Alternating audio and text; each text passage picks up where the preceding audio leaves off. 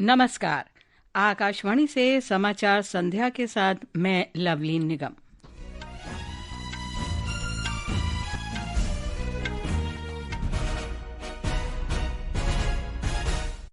प्रधानमंत्री नरेंद्र मोदी ने कहा, किसी भी वैश्विक नेता ने भारत से ऑपरेशन सिंदूर रोकने को नहीं कहा। लोकसभा में श्री मोदी ने कहा, स्वदेशी हथियारों ने ऑपरेशन सिंदूर के दौरान सैन्य कार्रवाई में निर्णायक भूमिका निभाई। प्रधानमंत्री ने कहा, पहलगाम आतंकी हमले के बाद भारत ने मात्र 22 मिनट में बदला लेकर पाकिस्तान को करारा जवाब दिया। गृह मंत्री अमित शाह ने लोकसभा में बताया, सुरक्षा बलों ने पहलगाम हमले में शामिल 3 आतंकवादियों को मार गिराया। राज्यसभा में ऑपरेशन सिंदूर पर विशेष चर्चा जारी। रक्षा मंत्री राजनाथ सिंह ने दोहराया, अगर पाकिस्तान भविष्य में कोई दुस्साहस करता है तो भारत सैन्य कार्रवाई फिर से शुरू करने में संकोच नहीं करेगा। यूक्रेन के सीमावर्ती क्षेत्र में एक जेल पर रूस के हवाई हमले में 16 लोग मारे गए। और आंध्र प्रदेश के श्रीहरिकोटा से कल प्रक्षेपित होने वाले पहले भारत अमेरिका संयुक्त पृथ्वी अवलोकन उपग्रह निसार मिशन की उल्टी गिनती शुरू। अब समाचार विस्तार से। प्रधानमंत्री नरेंद्र मोदी ने कहा है कि विश्व के किसी नेता ने भारत से ऑपरेशन सिंदूर रोकने को नहीं कहा है। लोकसभा में ऑपरेशन सिंदूर पर विशेष चर्चा का जवाब देते हुए श्री मोदी ने अमेरिका के दबाव में पाकिस्तान के साथ युद्ध विराम समझौते पर सहमति देने के विपक्ष के आरोप को खारिज किया। उन्होंने कहा कि पाकिस्तान ने ही भारत से ऑपरेशन सिंदूर रोकने का आग्रह किया था और कहा था कि वे अब और नहीं सह सकते। दुनिया के किसी भी नेता ने भारत के ऑपरेशन रोकने के लिए नहीं कहा।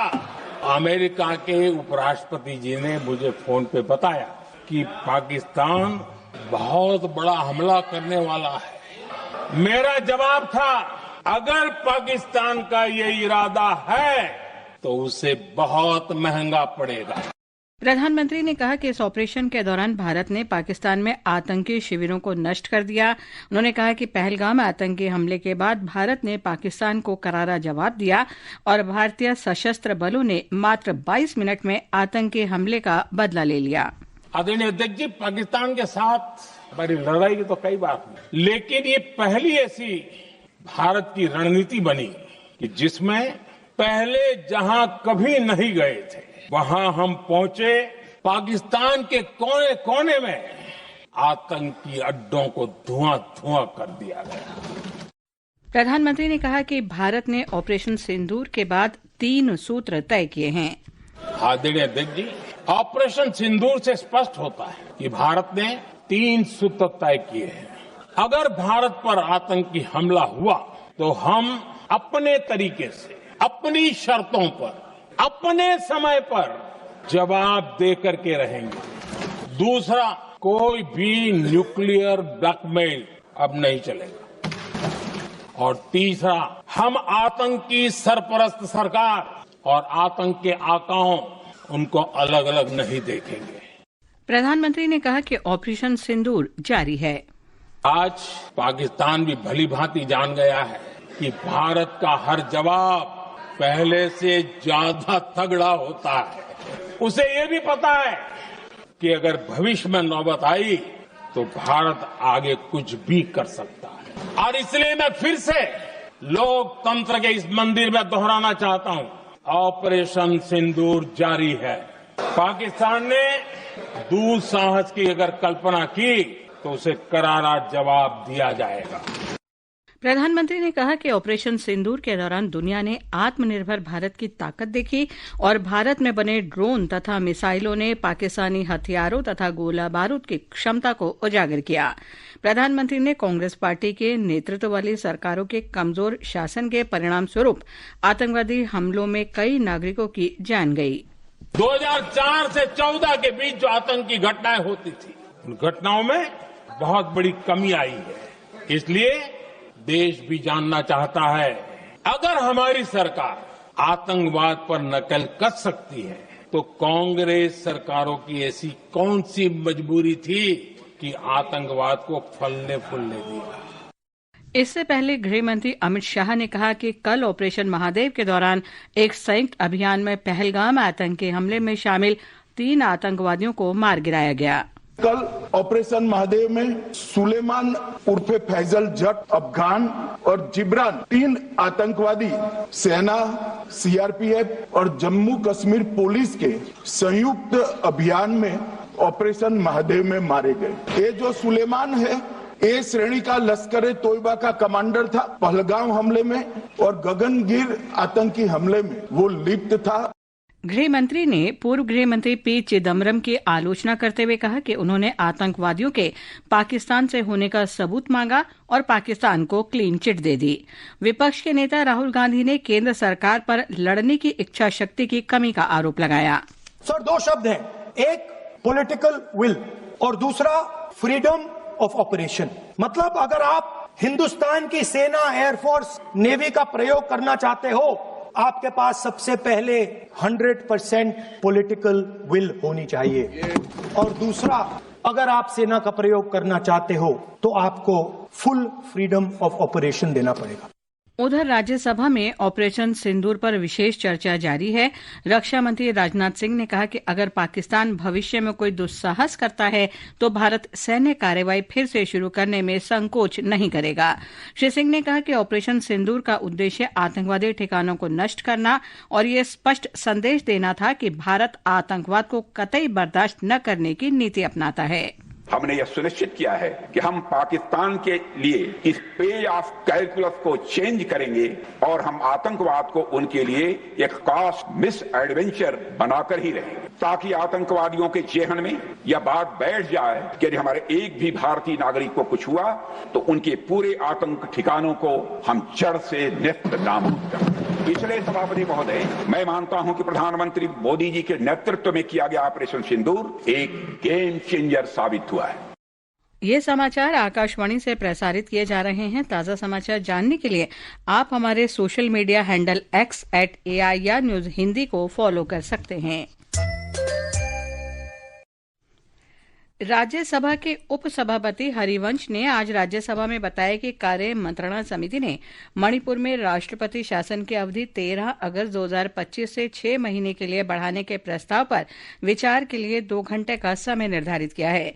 गृह मंत्री अमित शाह राष्ट्रपति शासन की अवधि बढ़ाने के लिए उच्च सदन में एक वैधानिक प्रस्ताव पेश करेंगे। मुख्यमंत्री एन बीरेन सिंह के इस्तीफे के बाद इस साल 13 फरवरी को मणिपुर में राष्ट्रपति शासन लागू किया गया था। सरकार ने देश की निर्यात व्यवस्था को मजबूत करने और भारतीय उत्पादों की वैश्विक प्रतिस्पर्धा बढ़ाने के लिए विभिन्न नीतिगत उपाय और पहल शुरू की हैं। लोकसभा में वाणिज्य और उद्योग राज्य मंत्री जितिन प्रसाद ने कहा कि सरकार ने निर्यात संवर्धन को प्राथमिकता देने के लिए 20 महत्वपूर्ण देशों और वस्तुओं तथा सेवाओं के क्षेत्र में 6 प्रमुख क्षेत्रों की पहचान की है। पेट्रोलियम और प्राकृतिक गैस मंत्री हरदीप सिंह पुरी ने कहा है कि भारत में तेल और गैस की खोज विशेष रूप से अपतटीय क्षेत्रों में नए सिरे से बढ़ रही है। राज्यसभा में श्री पुरी ने कहा कि वर्ष 2022 में लगभग 10 लाख वर्ग किलोमीटर के अपतटीय क्षेत्रों को तेल और गैस की खोज के लिए खोलना एक ऐतिहासिक विकास है। संचार मंत्री ज्योतिरादित्य सिंधिया ने आज हिंदी और 21 क्षेत्रीय भाषाओं में संचार साथी मोबाइल ऐप का शुभारंभ किया।